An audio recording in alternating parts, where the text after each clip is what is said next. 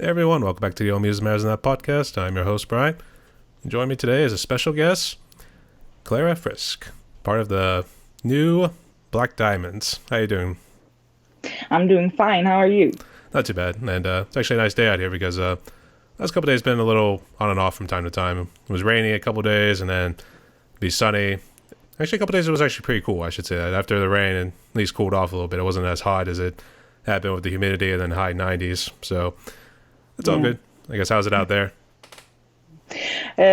It's been really rainy this summer, but the last few days it has been sunny and warm. So I have been on the beach. That sounds good. And actually, where are you Yeah. hailing from, actually? I'm in Sweden, in the southern parts. Was it close to Stockholm, Gothenburg, or... It's about 3 hours from Gothenburg and 4 hours from Stockholm. Okay. Actually, there was a good friend, Bjarne Johansson, who was actually a drummer in our drum community. I actually interviewed him, and he's out of Sweden as well. I think he was on the eastern half. I think it was a small island, not too far off the coast of mainland Sweden, so Yeah, it could be land, maybe. probably. I'll have to check that interview Yeah. again, but actually, it's kind of funny. It's a little bit of a small world, but then when people say, like, oh, I'm from this country or I'm from this state, too, I think, like, I actually know some people from there, but and then it has occurred to me, it's like, oh, wait, where did they say they were located? And that sort of thing, too. So, unfortunately, well, you start prepping for the interviews here, then it's like, oh, no, I have to remember this and that whenever it comes up, too. So, I see. Yeah. So, are you the front man for the new Black Diamonds, or I guess what do you do in the group? Well, I am the singer in the band, and we all share the responsibilities on different matters of managing the band. Yeah. So I sing and I do some interviews and those sorts of things. I see. Actually, I meant to say front woman because I did say Yeah. front man earlier, so Yeah. a little bit now of a flip too, so that's pretty cool. All right, so I guess we'll get into the band here just in a little bit, but welcome to my podcast here, Klara. The way we're going to do this is just get to know you more both as the musicians, because I assume you talked with everybody else. So how many musicians do you have in your group altogether? Currently, we are four. We are missing someone to play the piano, but we're working on it. We used to be five. I see. All right, Yeah. well, we'll talk about that in a little bit, but we got some questions right here, so we get to know you more, and as well as the group Yep. as well. So ready? Yeah. All right. We'll start with the first one. We always like to at least start with the beginning, too, because it seems like in stories you always want the exposition that explains who the characters are, too. So, Yeah. all right. So that's where we'll start. So who are the new Black Diamonds? And I guess, how did you specifically become a musician? The New Black Diamonds, we are a group of four currently, as I said. We have a lot of fun together. We have a passion for music together, and we can connect through our genre and yeah, just the joy of making music, really. We've been a band since 2019, so a few years now. Um, Me personally became a musician by birth. I don't know. My family is very, yeah, we like music. We play instruments, we sing together, and we connect with each other through music a lot.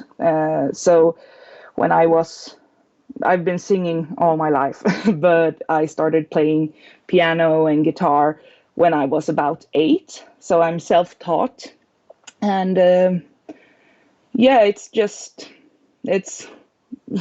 sounds like a cliche, but it's like as natural as breathing for me to sing and play music, and that's what I like to do. I need it to function, so it's a big part of me, and I can't say really like, oh, it happened that time, or it's just been a natural part of me for all my life.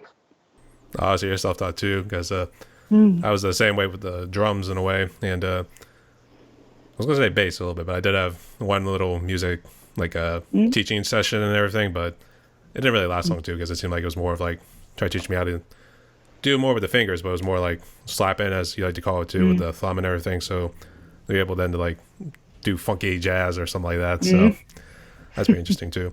And I guess, was your dad a big music collector, or was he like because I know you were talking about your parents. I guess they were all big musicians and everything else. So I guess what instruments, and I guess were they part of choir or anything? My dad is the one who hasn't played as much music, but he has a really good ear for music. So a big part of us growing up was dad playing music in the car and telling us, "Oh, listen to this. This is great. This is good music." But my mom is she's been singing in a choir for almost all her life. So it's very much time we've spent together by just singing. And mom also plays the piano. So when we've had times like if we have to perform at school or something, she always has been practicing with us. And but both of them are talented in music, but in different ways. I was say, was your dad like the big collector of vinyls, cassettes, and CDs when they were like real big back in the day? Yep. Because he still had like the big shelf and everything in the background. Yeah, he had. So it was a lot of listening to his vinyls when we grew up, and it was extra special when we listened to music that way. Did he like jump around between various genres? Like, would he do like Elvis Presley one day, then go to some classic group like Black Sabbath, for instance, afterwards? Well, I wouldn't say he's too much into the more rock and metal and that type of music, but yeah, he has a very mixed palette, I would say. So he could listen to anything from Mozart to Electrical Light Orchestra. It's been many different types. I think I was just trying to picture somebody dancing to Eine Kleine Knock music from Mozart. So actually, I did used to play that because I used to play cello way back in the day, and that was trying to remember if I'm trying to get my history right. I think it was back in elementary school when we actually did it. It was either a real toe down version because Mozart his was like pretty all over the place and it was pretty difficult at times, but I think it was actually, I think it is more the easier ones. I think I'm lying right there. So sorry. My history is a little out of whack too. I'm trying to always remember because, you always do like the big ones too. Cause you did Bach, Tchaikovsky. I did a couple Beethovens. I think I did Ode to Joy a good number of times, to be honest. So that was something. And, I guess, so when did you like first start doing piano and everything? Was it at a very young age? My older sisters played the piano, and I I always wanted to be like them. Still want to be like them. So my oldest sister, she is 7 years older than me, and she played a lot of piano. And one day I felt like I was getting a bit frustrated because I always had to have someone to play for me. So I asked her, like, how do you make that sound? How can I play this song? And when she just gave me some pinpoints, I knew how to form the chords. And from there it just evolved. I see. And I guess, so was it your mother that got you into choir, or I guess how'd you do music or vocal wise? Yeah, where I'm from, we are active in a church, and the church has a choir, and it's one of the few Christian youth choirs that remains in Sweden. And we've all been a part of it one way or another. So mom sang in it, and me and my sister sang in it, and in the future, hopefully, my nieces and nephews will sing in it. So we've always been very active in choir, and also together as sisters. I have 4 sisters, but 5 sisters, 4 sisters. I am the 5th sister. But my 2 older sisters and we always sing together, and we find a lot of joy in it. So yeah. Oh, that's so sweet too. Actually, I was gonna say you're the middle child at first, but actually it's the older sibling sort of effect too. It's like anything let's just say your older sister in this case, whatever she's doing is like, that's cool. I want to be like her, that sort of thing. And it happens Yeah. at a young child age too. Yeah, it's role models. I would say, I think me and my sister had a little competition in sports wise because she used to play softball and she had more trophies. So when I finally broke that record, it was fun to at least kind of rub it in her face some sort of way too. So that's cool and all. So I guess let's get into the band. I guess, when did you guys started? Was this like during college and just one day say like, hey, let's see where this goes? No, the Kat is Katrin, the bass player. She is she got us all together. Actually, Kattis was my music teacher when I went to high school, and then I worked at the same high school. And I told her like, oh, I want to be in a band. It's so fun that you play in bands. And then a year later, she wrote me and asked like, hey, do you still want to be in a band? Because I'm just about to start a new group, and I thought of you as the lead singer. And then she also had reached out to John, the drummer, and he works at the music school in the town I'm from, Eksjö. And then she threw out some questions on a Facebook group, and that's how she came into contact with Max. So us four have been together since the beginning, and we've had 2 piano players. Then right now we're looking for a new piano player. Yeah. I see. I guess, is this like your main job, or do you work like multiple jobs, everyone in your group? The fun thing is that we are all teachers. We work in different schools, but this is not our main job. We have, all of us have another job. This is something we are passionate about, and we do, I wouldn't say as a hobby, because we really put in a lot of heart and soul into what we're doing. But we are, we work with as teachers, all of us. I guess, what do you teach? Are you like a choir? No, I teach Swedish and social science and music this upcoming semester. You know, I think I always get confused with social science because I think it's always like social studies, which was like how history was and like everything else. Or it's like sociology or something like that. And I guess I have I don't know really what it's called in English, but in Swedish it's called SO, and it stands for like social orientation. I don't know. It's history, geography, religion, and social studies, science, whatever it's called in English. Well, I think we split those off into the various subjects too, because I do remember taking geography as like a honors course, and that's science, and I think religion's kind of lumped in with philosophy and stuff like that. So I think it's various subjects all mixed into one, into the Swedish curriculum too. So that's interesting. Yeah, it is. So usually it's you teach history one time during the fall semester, and then history one more time during the spring semester, so about 1 or 2 months per subject, I would say. I see. I guess was being a teacher like probably your first option you wanted to go to when you went off to university or anything, or I guess where did you originally want to end up? I've wanted to be a teacher since I was 15, 16 years old. So for me, it was quite easy to choose. And right now in Sweden, we have, or I guess on many places at the earth, we have a lot of shortage of teachers. So I am actually not fully educated. I started university, but I work as a full-time teacher as right now. But hopefully I will get my what's it called? I think sort of certifications. I don't Yeah, know, something like yeah, that. yeah, exactly.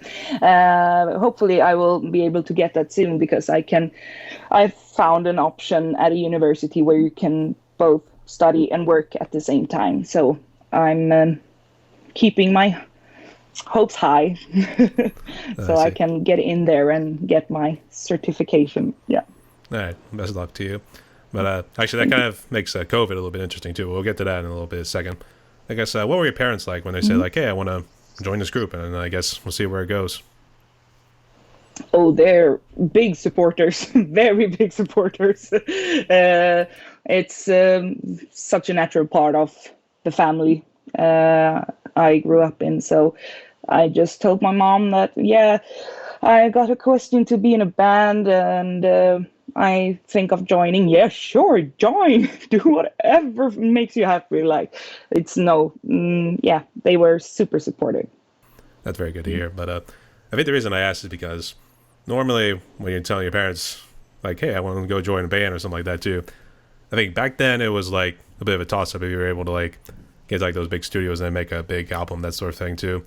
Then it increasingly got more difficult and everything too, because you heard about bands who maybe were like one shots, maybe only had like one song that was good, or they were a good band, but then their music didn't like really break into the scene or anything like that because they were overshadowed by a bigger band who had a bigger presence, that sort of thing too. And then you have to worry about the pay and everything too, and everything else. And that's perhaps one of the things like that. Food and music are the biggest things in entertainment that people need, but yet they don't pay as good as like say maybe an accountant job, for instance, or something like that. So I think that's why I like to ask too, because I thought parents would always be like a little bit on the edge, be like, okay, you don't want to say no, but like make sure you tread carefully, or in this case, take a second job to like make sure you're able to cover yourself too in case this doesn't work out. So that's why I'd ask. Did they give that sort of advice, or would they just be like, No, they didn't have to since we are all working our jobs from the beginning and if I mean the music industry is difficult to like be very successful. So for us as a group, as I said before, we put a lot of heart and soul into what we do, but we don't expect to be able to live off of it because that's not realistic. We are currently four band members, and we all are parents or step parents, and we have to provide for family. And yeah, uh, and I also believe that we all really love our jobs as teachers. that's good to hear, yeah. Pursue something in passion, make sure you have a lot of commitment to it too. So, but Yeah. I guess we can go ahead and jump into COVID a little bit. I guess how did it affect you personally, as well as in family and community wise? Yeah, it like in Sweden, we had a different approach. We were never in lockdown or anything like that, but we had a lot of restrictions. But for us as a band, we had just started. We started in 2019, so a year after, and we couldn't get any gigs. So that was yeah, kind of sad. And I mean, we're all very affected through the whole world. Um, for me personally, it was. I mean, I was 23 when COVID hit. I couldn't see my friends as I wanted to. I couldn't be out the way I wanted to. But also like simple things like, yeah, I want to go on a um, skiing vacation. No, I can't because we can't even stand in the line to go up the lifts. Like, uh, it feels like many people were robbed of many good years, and in very different ways. And I mean, I had cousins who gave birth during that time, and they couldn't even have their significant others with them. And yeah, that's horrible. And for the music scene, yeah, it was difficult. We could make a lot of time and effort in the studio, but it's also when you're quite a new group, you want to go out and play a lot, and you want to be on stage, and that's always a fun thing, and it's exciting, and it's something we're passionate about. So yeah, everything slowed down for quite some time. In a manner of speaking, yeah. I guess, what'd you have to do with your teaching methods? Did they still allow you in the classrooms with masks on, or did you have to do it like online with like Skype or Zoom or stuff like that? We had the option to be on, we use Microsoft Teams or Zoom for some students with maybe high risk parents, or some of them were high risk themselves. But otherwise, as I said, we had, as a country, we had quite a different approach than the rest of the world. Some were very critical of it, and some thought it was good. I have no opinion in the matter, but one thing I do know was important was that our students were still able to come to school. Like we had the restriction was 1 meter distance between the benches in the classroom, and also like it was a bit difficult to get everything working in the during lunchtime and everything, but the kids were going to school and we were going to work, and if you felt any symptoms you were staying home and all that, but yeah, so in that way I didn't notice COVID as much as I think maybe other people did who were working in a different way, because I still went to my job every day and were with the students every day. So, and met colleagues every day. That's also an important part. That's good to hear. Actually, did you have any brushes with COVID at all, or were you and your group all okay? Yeah, we were all okay, I would say. I think everyone knows someone who got pretty bad, but no, for me personally, it was some close people who were close to not making it, but they did. So I'm very, very grateful and thankful for that. That's very good to hear. And it's good to have you guys along for the ride too. And Sweden officially got rid of all their restrictions, or they keep some in place for, I don't know, for people who are immunocompromised? Right now, we used to, or before it was the vaccine like passes and everything, and the big stickers on the floor with keep your distance, they are still on the floor in the supermarket and everything. But as for right now, I would say we have no restrictions left. But the only thing I can notice is that sometimes I see people still wearing masks, but that's not very normal to occur in the supermarket for now. So, yeah. All right, that sounds good. And God bless you guys, and it's good to have you along for the ride. And I guess this one's more strictly for you personally, but I guess what do you love most about music? I like that it's you connect with other people, and you can make a lot of friends. And for me, it's like if I have a bad day, for example, or if it's been a stressful day at work or anything, the thing that makes me feel like I fill my lungs with air again is when I sit in my car to go home and just sing. And you can really, what should I say? You really connect with music. It unites. That's something I really love. And to hear people sing, or to sing oneself and just feel like this sounds beautiful, or it makes you tear up when you can listen to people sing. Like it's fantastic. That's pretty cool. And I know you were kind of asking some of your bandmates because of some of the questions. Yeah. I know you had to really think it through, I guess. Did they give you a Yeah. similar answer? Yeah, I think we all, like, especially for our band, we come from different places. We come from different musical backgrounds. We come from different music genres. But I would say that you connect through music is one big part for us all. That's pretty cool. All right. Yeah. Let's see. I guess in terms of influences too, I guess who do you guys consider has been your biggest influence? I will have to bring out my cheat sheet over here.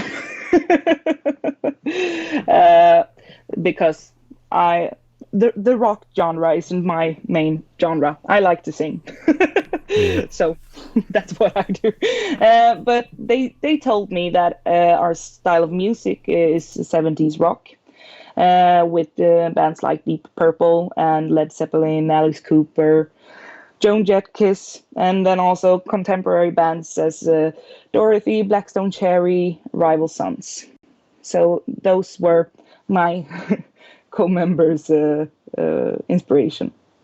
I would have to say, before we actually jumped on this interview, I was actually doing a little research, just like what your sound was too. And I think it was a little clip of Redemption Day. Which one's your guitar player? Max Månhammar. Yeah. Yeah, he was tearing up too, and I was going to say it had the classic rock feel to it. It was slightly a bit heavier too, but it might have just been the way his amp and everything was sounding too. And I can definitely see like some of how it ties in with like the 70s rock too, and everything else. And it's funny when I mentioned about cheat sheets too, because it seemed like everybody would like use something. It was like they would use their phone, they put it like in between their legs right here, because I remember some guys doing that in like one of my college classes. And it was just like look up the answers to like maybe we had like a little quiz or test or something like that too. And or believe it or not, in one of my business classes we actually were allowed to have an actual cheat sheet, which you then just fit as much as you could onto it, just like small handwriting and everything, just to like have every single answer down to, so you're able to like look for it here and there. Of course you had to dig through it then because you made it like chicken scratch and everything too. It's like only that big. So it's okay if you use a cheat sheet, that's fine. Thank you. Right. That's all good. But yeah. I don't know if it'll come in handy with the gear you guys use, I guess. So what gear do you guys use for your music productions? The thing is, when we record in the studio, I would have to say that the studio we record in is called Loud Noise Studios. It's near Jönköping in Sweden.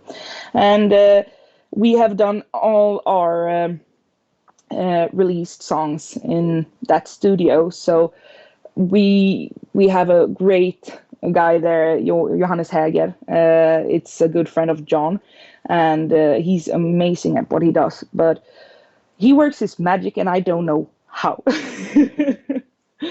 So I don't really know what gear he uses, unfortunately. Just little magic fingertips and everything too. He just moves the knobs up and down here. That's good. Exactly. It comes with experience of the territory, as they would say. Yeah, and it's like when we do the. Yeah, I think we were going into the bit of the process also. For us, it's the recordings are done very simply in Katty's basement. She records something, she hears a tune, and she plays a melody on the piano, and then she makes a recording, or she sometimes wants some help, like, do you know what lyrics we can use here? So John helped her to write the lyrics to Reload. And it's like we don't do very much in the studio except for going in there, recording, get our feedback from Johannes. We rehearse a lot before we go into the studio and everything. So everything with music production is a bit scary for me. So I am really not. I unfortunately am not the right person to answer that question. I see. But I guess, did you guys try something like a home studio when you were first starting off, or I guess even during COVID too, to maybe like produce your own music instead of like going to the studio? Like just small demo recordings and nothing to be released or anything like that. But it's quite good since we or as I told you before, that we are working full-time jobs and we're parents or step-parents, like the time it takes to rehearse a new song from the get-go, like let's meet and try out this new song, and no one has heard it before except the person who wrote it. That's quite difficult for us. So for us, it works very well with the Katty's demo recordings. And then she sends them out to us and we listen to the song. Sometimes she puts down vocals on it so I can listen to the vocals, and sometimes it's just like, I don't have any guitar here, Max, do your very best, like you can do this. And drums, maybe some easy beats, and just tell John to go nuts on the drums. Like it's a very good way for us to keep it like flowing in the when we meet to rehearse. So that's a good way, but we haven't attempted to release stuff on our own. We were on a live stream concert and performed during COVID, and we have we put quite a bit more effort into demo recordings, but those were going to a record label that were a bit interested, but no, we love Loud Noise Studios, and Johannes, it's our best place to be, I think. I was going to say, you had to make room for free time at some points, too. So just didn't know if you guys ever got together and jammed in the garage. There's like the traditional old way would be like, that's how it all started for like some groups. So, yeah. But I know about the family, too. So sorry if I'm making you a repeat, but I mean. No problem at all. I guess, so what sort of microphone do you use? And I guess, does Johannes allow you to use that one, or does he have a specific one he wants you to use when you're in the studio? When we're in the studio, I know that it's a Bock, but I don't. I mean, when we rehearse, it's one of John's microphones. So I just get there, hold it, and sing. We gave it to her in simple. All right, that sounds good. And I would say for drummer-wise, we at least want to hit things legally. So I would say don't go too crazy on the drums unless it absolutely calls for it to. So yeah. So all right, that's pretty cool. Yeah. I guess walk us through the process of like how you create a song. So I guess let's start at point A. Do you guys start with the lyrics first, or do you put down maybe the licks for like each sort of song? It depends on like, I'm taking out my cheat sheet again because I've only written one of the songs. Cheating! She's cheating! Teacher, sorry. she's cheating. So. Well, I'm the teacher, so I say it's okay.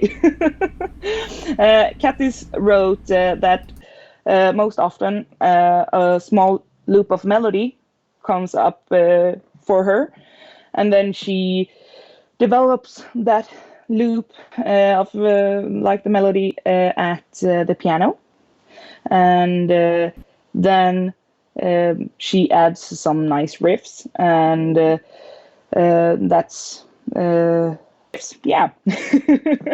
And with the help of the guitar, and then usually added, and as I said before, with the song Reload, she asked John for help, and he wrote the lyrics for Reload. But for example, Redemption Day was a text that I wrote, and I sent it to Kattis and said, this is, I wrote this like as a calm acoustic folk music guitar song. So can you please help me? I need it to be more appropriate for our band. And then she made the melody, and she made that type of demo as I told you about before, and the song in between is almost entirely, I think it's entirely John's work. So we help each other, we give each other input, and we support each other a lot. And if I don't think something in the melody sounds right, I ask, can I do this instead? Or if we feel like something is off, like we can really pinpoint it and focus on it. So we make, like, the foundation of the song is usually made by Kattis or John, and then we like perfect it. I would say you could be your worst own critic, as I think people would say. So I guess, do you guys try to look for criticism in like various, like on social media, for instance? Like you'll say like, hey, here's this. What do you guys think about it? Is that what you guys try to do, or do you try asking around? Actually, I think we are very perfectionists in this group, and we usually really work through a song quite a lot before we feel happy about it. And when we feel happy about it, I would actually say that we're so confident that we want to just record it in the studio. Yeah. I would say perfectionism would be a bad sort of term, because I know I tend to struggle with that when I was doing drum covers. I'd be like, oh man, I messed up right there. I got to start all over again, that sort of thing too. But I think because you guys are teachers too, so I think you're able to at least make up for that too. So you're at least able to say, oh, we're perfectionists. We could totally get that thing. So, all right, yeah. She's able to get away with it too. So that's pretty cool. But I guess in terms of your lyrical content, I guess, so what do you guys mostly sing about? I would say like Kattis, again, has written most of the lyrics, and she told me that I am reading on my cheat sheet again, that it's her point of view from life and what is happening around her. For example, the song Goodbye was added after a divorce in her life, and Sing with the Legends is about the passing of a friend. I'm Back is about coming back and showing that you can, and how fantastic it can be to be on stage. And Way Back Home is about to go home instead of getting entangled in a love affair. So it's a lot of, yeah, as she said, like a point of view from her life, I would say. Yeah. And for me, the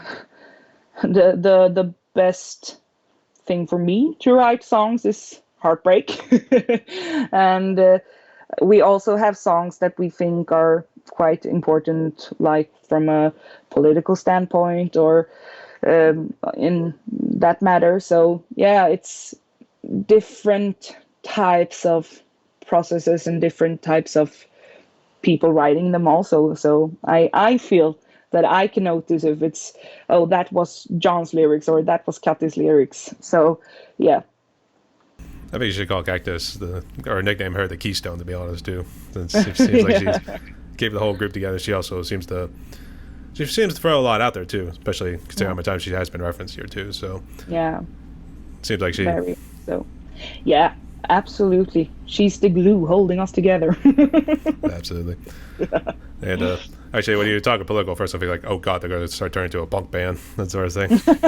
So, actually, if you start speeding up right then it'd be like, oh god, no, we're turning into a punk band, that sort of thing. Actually, start being the attires all different too. We're gonna start getting tattoos and everything, get mohawks and that thing. Yeah. So, or at least there that's a won't stereotypical. be a mohawk on my head, I promise. All right, or at least that's a stereotypical sort of thing they seem to associate punk people. So, all right, that's pretty cool.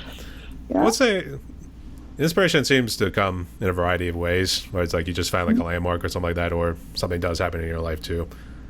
I do have to admit, it is always heartbreaking too when you learn that the lyrics actually deal with somebody's life too, because one band that comes to mind is Stain, that would talk about Aaron Lewis's life. I guess he had a bit of a drug addiction and stuff like that too, and he conveyed that in his lyrics too. So I know you guys talked about divorce, heartbreak, stuff like that too, so a little bit touching too. But I guess what does some of the funner songs, I guess they talk more about like happiness and stuff like that? There's a song that we're going to release in the future that I think it's actually also like a breakup song, but I think like I wouldn't say we have many fun lyrics, but that one I really enjoy singing, and it's just because the way of like expressing heartbreak is different from the usual kind, and that's something I really enjoy. But also, like, you get really tongue-tied when you think about what are the lyrics, what do we sing about, when you really have to think about it. But I think they are quite serious, but we can also enjoy the seriousness of it in some twisted way. We have fun during rehearsal. When we jam out in in John's drum house,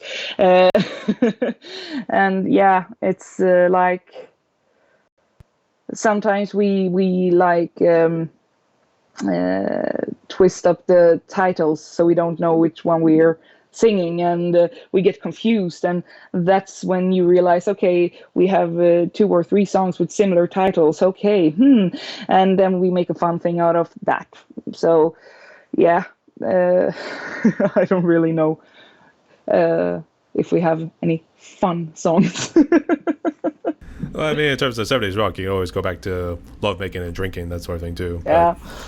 Unfortunately, too, it never really went well together, to be honest. So, but I'll leave it up to you guys. So you guys keep doing you. So, yeah. But I do have to ask about, and I should probably mention this earlier, I guess. So where'd you get the name New Black Diamonds? Because I know about Kiss's song Black Diamonds. So I'm assuming it's not that, or was it something else entirely? No, it's Kattis has had a lot of different band constellations, and she had a New Black Diamonds or Black Diamonds before. So when she regrouped with new band members, and it was a rebranding of her old band, I would say. So the New Black Diamonds. I would say in Kiss's turn, whenever they do the song Black Diamond, that's when near the end of the song they would be raising the drum set and everything too, and they're doing the explosions and everything.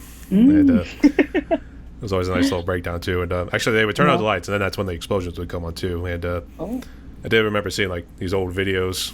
Was way before obviously the iPhone came in too, so it was just like your old video cameras that the guys were videoing. So of course you're seeing it too, and unfortunately it was in color. So okay, but it's one of those things like, God, and I wish we had the iPhone then too. So that's really cool. I guess let's see. In terms of being indie musicians, I guess what challenges do you guys face? One thing that John told me, which he has to deal with a lot, is the promotion, and how much of it you have to do by yourself, promotion wise, and it's really hard to do things you want to do with a limited budget. We pay everything for everything ourselves, so that's quite a difficult thing, and yeah, I think we all agree on that, and it's hard to be able to reach out with our music and to be played both, and how much work you have to do yourself to reach out. Yeah, I know what you mean too. It's I would say marketing was never actually really my forte too, and actually coming out of college, that's actually where I first started off, was in sales, that sort of thing too, and I realized I'm not doing very good, trying to be a little bit extroverted here too. But it also seems like when you are trying to promote something too, first of all, they want you to like probably spend some money if you want to like expand to like a larger audience on like Facebook, Instagram, and all those other ones. Otherwise, it might not disperse as much. I know Reels probably do a lot better. That's why I think everybody likes the shorter videos these days. So I think that seems to be like where the marketing is these days. Or I would like to say it's more because of TikTok, to be honest, because TikTok, that seems to be like everybody does these videos, maybe only for like few seconds or something like that, maybe upwards to a minute, give or take, like what their subject is. But like that's where most of the views come from, and it's a lot more than like your videos would be like 2, 3 or longer. So I was like, what gives, that sort of thing. So I don't know. I can totally understand with that. I guess do you have someone in your group who strictly does the social media? Do you guys all pitch in every now and again? Well, from the beginning, I started then the Kattis started the Facebook account, but then slowly but surely it fell onto John's plate. So John, our drummer, he does a great job with reaching out, and he makes, just as you said, like, you have to be on trend, you have to know what's trending, you have to know how to reach out. But we also have a TikTok account right now, and he's doing great with just making small clips and videos and just pushing them out there to hopefully get someone to notice us. Notice us. That's the thing. We're staying right here. Notice us. We're here. Big holding up signs right here. Notice us, or catch up. That sort of thing. So that's it to me. Actually, were you real big into cartoons way back in the day? Quite into them. Yeah. I guess which ones in particular? I don't know. Did they do Hanna-Barbera or any of the Cartoon Network out in Sweden? Yeah, some of, like, I've understood later in life that some of them from Cartoon Network has been from in Sweden also, but it's so difficult because I don't know what they're all called in English. I know them in Swedish. I would have thought they actually kept the title the same, to be honest, because I guess not. So, okay. Actually, you would have thought like Scooby-Doo or Ed, Edd and Eddy. That sort of thing. Yeah, Scooby-Doo is called Scooby-Doo. But, you would keep the name of the characters the same, but you would change maybe something around like the misadventures of like this and that too. So yeah, and it's like oftentimes they translate the titles, and some names could be made different also, but for the most part, the names I would say are often the same, but the titles are not as often the same. Actually, the reason why I would say like one of the sites would say catch up on it was from a show, Ed, Edd and Eddy, that I used to watch way back when. It's one where they got the three characters, Ed, and then Eddy, as it normally goes. They got put in a cage because they got in trouble with like the neighborhood kids, because one of them ratted out to their parents because they were being rebellious and that sort of thing too. And the one character, Ed, who's like taller and he's like not very smart too, one of his lines when they're like trying to plead for help, it says catch up, that sort of thing too. So okay. Then I understand. I don't think I've seen that one. I'm sorry. No, you're fine too. I'm just trying to figure out, at least trying to pry your knowledge on any sort of cartoons, or whether like how far it extends out, to be honest. Because I know Sweden's always been neutral in terms of like the politics that kind of go around here and there too, and I'm trying to figure like how far did everything spread out, to be honest, especially after like the Cold War had ended and the wall came down and the Soviet bloc and everything too. So finally these tasks, I know Sweden wasn't affected, thank God, but like I said, just trying to at least see what the world's like too. So well, we have we have stolen a lot of things, I'm sure, and many shows and series, and so copycat, that sort of thing. Yeah, okay. Really much. Hey, I mean, it happens. So you wouldn't be the only one. All right, but get back into music. What advice would you give to other indie musicians who are like starting out, or at least trying to work on their marketing campaigns to at least say like right here, that sort of thing? I will take out my cheat sheet again because I have a very wise band members. Kattis' advice is nothing is impossible. The impossible just takes a little longer. And I think we all agree, because as for all of us, I don't think any one of us expected the release of In Between to be such a success. We were all very happy and we're super, super grateful for it. But we've been doing this together now since 2019. We worked through the pandemic and we stay together and we keep evolving together. It takes time. But it's never impossible. That sounds pretty good. Yeah, and I guess I was trying to figure out like what sort of advice would you give in terms of like marketing? Just keep throwing your name out there and then hope someone catches the lucky thing in terms of like fishing wise. Yeah, for marketing, I would think it's we are very persistent. We keep on putting our names out there, and we try to stay active on social media, and sometimes that can be difficult because as for you and me, when we were trying to connect, and I'm away on vacation and I don't look at my phone, and it's not always easy, and I give all the credit to John and Catherine for doing such a great job, but it's trying to figure out what's trending, and then it's so many times it's just plain luck. Sometimes it works out really well, sometimes it doesn't. Just keep on trying. Hopefully something will work. So yeah, It is funny when you actually brought up when we tried to email back and forth too, and yeah. I think it was a couple of days afterwards. Otherwise, I think it might have been somebody else actually. Let me see I think it was Katrine. Yeah, I think it was Katrine who had answered first, and then she had directed it all to you. So Yeah. I had to look that up. So I can see why. All right. Yeah. But we breezed through the questions pretty good. I guess let's get into some fun ones right here. So ready? Yeah. I'm ready. All right. So what is your favorite food?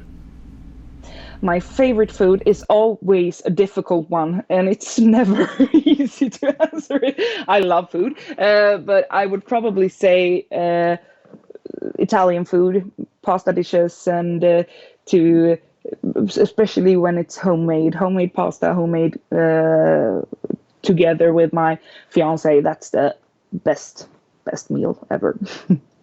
Is there a particular sort of Italian dish, or does it really matter? Like the big pizzas they make, or the spaghetti, meatballs, that sort of thing, or? I would say it's right now and for a few years back, I really have sort of a comfort food has been a pasta dish with what's that called in English? With truffle oil and fried broccoli and like a very creamy, delicious sauce with some sort of steak. That's amazing. I think we did something kind of similar to that. I think it was a little bit spicier because I work a second job. I actually work at a restaurant, and one of our dishes is a pepperoni steak. And I don't know if this is along the lines, but basically it's the linguine pasta, but it has a bunch of peppers on it too. So it's got a nice kick to it. So I don't know if it's something like that. I don't know if he uses truffle oil. So the truffle oil sounds a little out there. But when he also said broccoli, I know my dad kind of makes a couple dishes.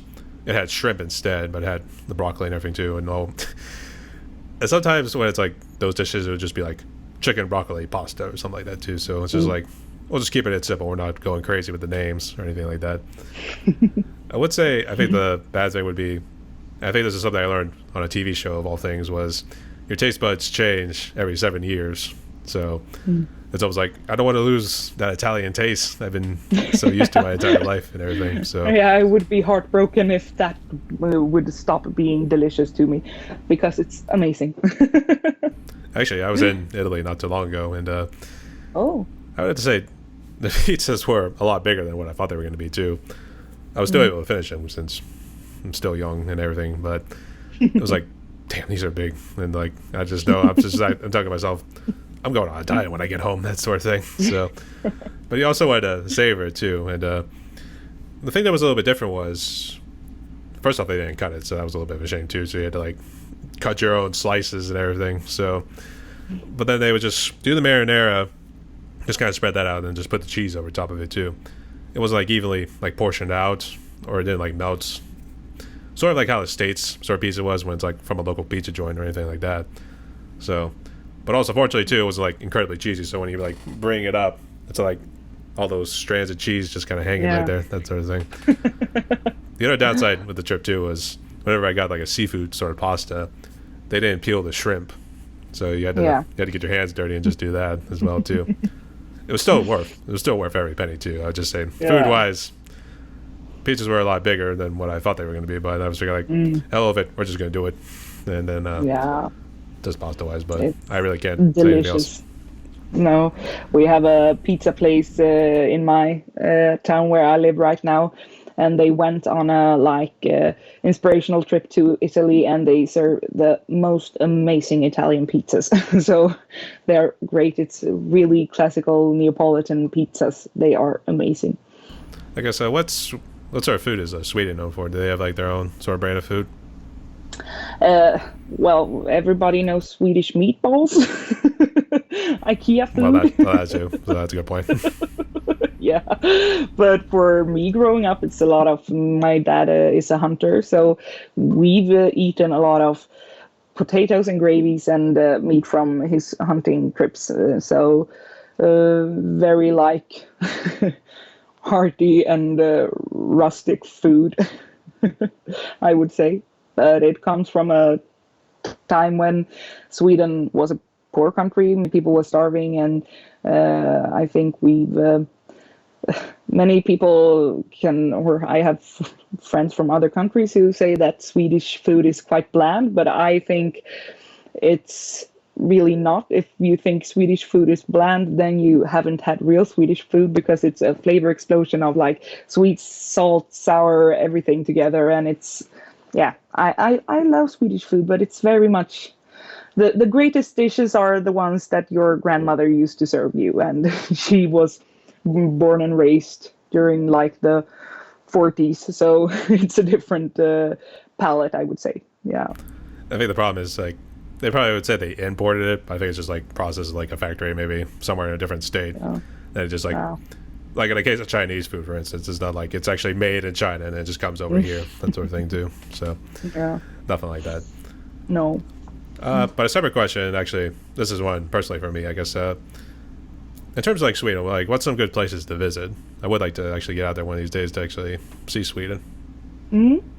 I would say the larger cities in Sweden are beautiful. My sister-in-law lives in Stockholm, and I love to visit her. And since she lives there, she also knows many good places around Stockholm, both nature-wise, but also with like the city pulse and everything.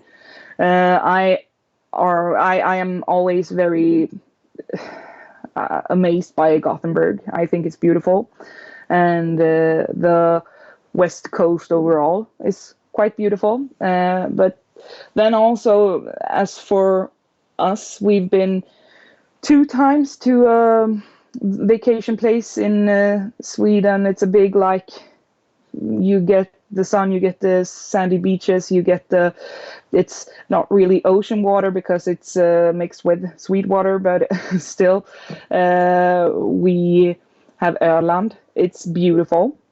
It's really, really amazing. And both Öland and Gotland, Öland you can go to by bridge. You drive over a bridge, but Gotland you have to take a ferry, and it takes, I think, 2 hours maybe to go with the ferry.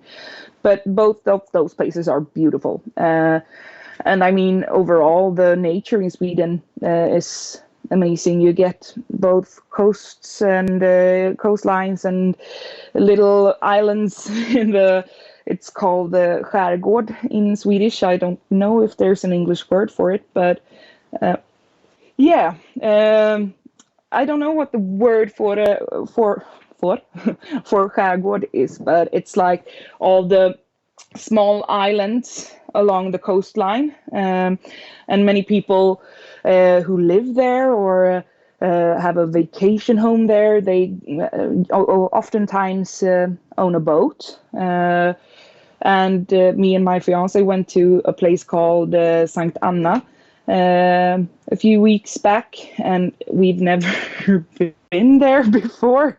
It's been amazing, and it was so beautiful. It's oftentimes when you talk about skärgård in Sweden, you think about Stockholm or the more known places on the west coast, but this was really that experience that you could get both at the west coast and in Stockholm. So, and it was quite close to where we live, so it was really, really amazing to experience it.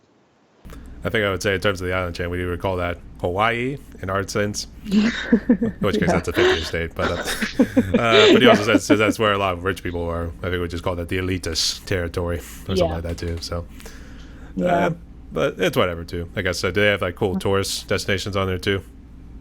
Yeah, I think they do. I know people oftentimes when they visit, especially like in Stockholm, and go through the coastline with all the islands, they have big ferries that take people. Sometimes they are tour ferries, so someone sits there and talks about the islands and the nature and everything. But I would recommend that if you are to visit Sweden someday, that you go by the summertime, because it's the most beautiful at summer. It's either that or come during the wintertime when it's like all compact too and you can't really go outside. It's like negative degrees outside. And I think we would consider January that how and February is I would the say that's probably coldest. similar to how Buffalo, city in the state of New York, it's like close to where the Canadian border is. And you hear stories about like how much snow they would get from like this and that from like some big snowstorm that like pass through. And it would probably be upwards to like the size of a 2-story house, for instance. And it was, or maybe like half that, I don't know. But that was just an exaggeration. But you know what I mean. So I imagine that's how the winters are too. So They aren't that bad in the south of Sweden. In the northern part of Sweden, it's a lot of snow. I used to go up to the most northern parts of Sweden when I was a kid, because my dad owns a house up there and he hunts up there. And I remember we went there around Easter, and when I jumped out of the car when we arrived, I had snow up to my waist, and it was in April. And at home it was sunny and the flowers were starting to come up and everything, and I was like, what is this? But I'll just say it's a mix between heaven and hell, that sort of thing. So but down here I actually find it quite sad, because when I grew up it was always starting to snow during October, November, and it stayed until maybe March, sometimes to the beginning of April. But nowadays it's always a bit of snow in December, and then it melts off by New Year's, and then after New Year's it always gets cold again and snows, and but never up to a meter anymore. Like when I was a kid, it was the most fun thing when it was heaps of snow outside, but it's not really that cold anymore, unfortunately. I see. Actually, I don't think I've ever had venison before, or I don't know what other animals your dad hunted. I guess so. What sort of a meats would he bring back? Yeah, venison and moose and wild boar, and a lot of times when he hunts north, up north in Sweden, it's a lot of times moose, because we have regulations for how much you can take home and kill every year. So in the northern parts, it's more forest, more moose, bigger number of mooses you can take down every year. So he spends a lot of time up north and gets, usually I think at least some years he gets a year's supply of moose. So, but he hunts a lot. But venison and wild boar is the biggest things, and wild boar is also very important to like keep the population down, because they make a lot of damage in the nature. So they can go in and destroy fields and crops and everything. So wild boar is what he hunts most down here, I would say. I see. I have to say, like, I'm not really big into like hunting or anything like that. I don't think it was something my parents or anything, or really my whole family. Some parts of my family, yes, but like I think the majority of it's like, nah, not really. We'll just go to a supermarket, just do that sort of thing. So Yeah. All right. So getting back to some questions, what would you consider would be your favorite movie? My favorite movie is also super, super difficult because either I watched it a million times and I've gotten tired of it, or I watched it a few times but I didn't really pay attention. But there are two movies that always sticks to me and that I can rewatch once every year, and that would be Forrest Gump. And I also really, really, really enjoy Across the Universe. The It's like musical with the Beatles songs, but still not a musical, but still a musical. I really enjoy that movie. But I am a big musical geek, so I love all the classic musicals also. I have to feel like the way you kind of described it too, it almost sounded like a Hitchhiker's Guide to the Galaxy without like the musical portion into it. So I don't know.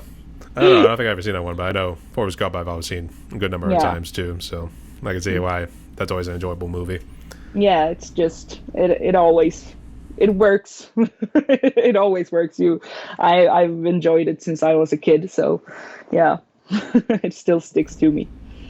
I think the funny thing was at the same time that came out, if I'm remembering how the one Facebook post was, I think it said Forrest Gump came out at the same time there was Jurassic Park, the very first one, Lion King, and Pulp Fiction. All were in theaters around the same time too. So I thought that was like, that's pretty interesting. And I was like, damn, that was a good year. That sort of thing. Yeah. Of course, I was a And kid now around it's a that struggle time. between Barbie and Oppenheimer. Barbieheimer, that sort of thing too. Yeah. Actually, they also threw like Haunted Mansion, which didn't really do as well because it kept getting overshadowed by Barbie and Oppenheimer. So Okay. Yeah. I actually haven't seen any one of those two, but we do want to watch both of them. I'd say maybe not simultaneously. We'll do one first, then get the other one at a different time too. So, all right. Yeah. All right. And what's currently your favorite drink? I don't know. Do you drink alcohol at all, or do you just mainly stick I to non-alcoholic? do. If I have to choose an alcoholic beverage, I would say Prosecco. And non-alcoholic then would probably be boring and say water because water is great. Yeah, I mean that's the first thing you're always going for whenever you're dehydrated or anything like that too. As I can understand. I mean, You you don't really get can't reach tired for of Jack water. Daniels. I mean, it's either that, but you can't really reach for Jack Daniels whenever you're thirsty. Is that like how it was in the 70s or 80s? That sort of thing too. I mean, it was more your warm-up drink whenever before you went on stage too, so it loosened your nerves and everything. Yeah. So I can see why. But for the alcoholic drink, Prosecco, is that how you pronounced it? Yeah. Prosecco is sparkling wine, I would say. It's not champagne, but it's not wine. It's the mix between the both of them. That would be my best explanation. I was to say, I don't think I ever seen that one. I know I tried champagne before. Of course, it was always for special Yeah. occasions, New Year's Eve or Yeah. weddings, that sort of thing too. So I don't I know. think most of the times when I've seen it, like in the States, it's called sparkling wine or cava, Prosecco, but Prosecco it is. Either that or sparkling water, or that's more of mineral Wasser, as Germans would probably call it too. So, Yeah. uh, No, right. Prosecco is the alcoholic beverage, so it's not Yes. sparkling water. Yeah. I was trying to think of how to throw a term for it. So, I mean, Yeah. I was just trying to think of something too. The way you say it's sparkling too would be probably a fancy term for. I don't know. I don't know. I'm not very good trying to figure out names for specific drinks, but all right. I But think if you Googled it, you would understand. Oh, that's Prosecco. yeah, Yeah. I'd say, do you just know it or do you Google know it? That sort of thing. So, Yeah, well, I use cheat sheet, so it's okay to Google. just be using it the whole time. So, I mean, we're both guilty here too. So, all right. All right. And last one. What is currently your favorite song or a song you've been listening to a good bit recently? My fiance and I, we have completely different taste in music, so it's always difficult when we fight over who's going to be the DJ when we go on road trips. But we found a guy called Arden Jones, who is a young he's a guy, but he's from the States, and from what we know, when we've done our Google knowing, we think that he does most of it himself. So Arden Jones, I would say, he has many good songs. Maybe Horror Story, that's a good one, I would say. And during the summertime, I listen to so much Swedish pop and Swedish folk, so it's hard to say something that people recognize, at least. I was gonna say, I don't think I've ever heard of Arden Jones, but when you said Horror Story, I'm thinking like, she bring out her dark side with these sort of songs right now. So yeah, but it's good. Yeah, I like it. yeah, and we don't have to fight over the music when we listen to him because we both enjoy it. Well, that's good. Otherwise, that makes for a very long car ride. So yeah, so. Yeah. Then we listen to a podcast instead. Fair enough, but teaches them. So yeah. All right. So Klara, we breezed through the questions pretty good. We're down to the last one right here. I guess before we jump into that, did you have any questions for me or any final words you want to say before we jump into it? No, I just really want to thank you for getting me on here. It's been really, really fun and super good work. You're very talented. It's been really great.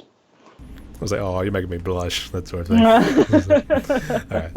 But no, it's good to get people on here too. I like to, and this also helps me out since I tend to suffer being an introvert at times. So this helps. And it's always good to interact with people and get to know other musicians since we share that in common too. Now we just got to break down more barriers and know like, hey, what else do you do? That sort of thing too. So, yeah. But thank you for coming on. And for the last question right here, given what COVID has done, I feel like people need some sort of hope these days in order to like move forward in a post-COVID world too. Because I think there's still a little bit of a meaning crisis or identity crisis, that sort of thing too. So I guess for the last question here, what sort of message of hope would you give to musicians and people out there? I would say that music unites. Music, as I've said before during this podcast interview, it connects people with each other. Do what makes you feel good and don't lose hope, because as we said before, the impossible takes a bit more time sometimes. It's never impossible.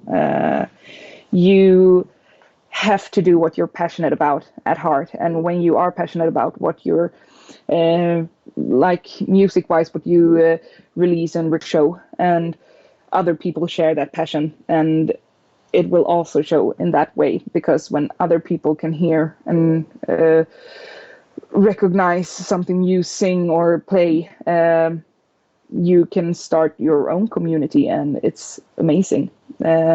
Music makes people feel better. Yeah. Spoken like a true prodigy. So. Yeah. You know, actually, I did have a feeling. I'm feeling like, oh, actually, she's going to repeat herself because some of the things was like similar to the advice we had said earlier too. But hey, I mean, I would like to at least know some sort of message that people like to give out there too. Yeah. So it is what I always like to bring up in my interviews too. So yeah. But thank you so much for that. So. Oh, thank you.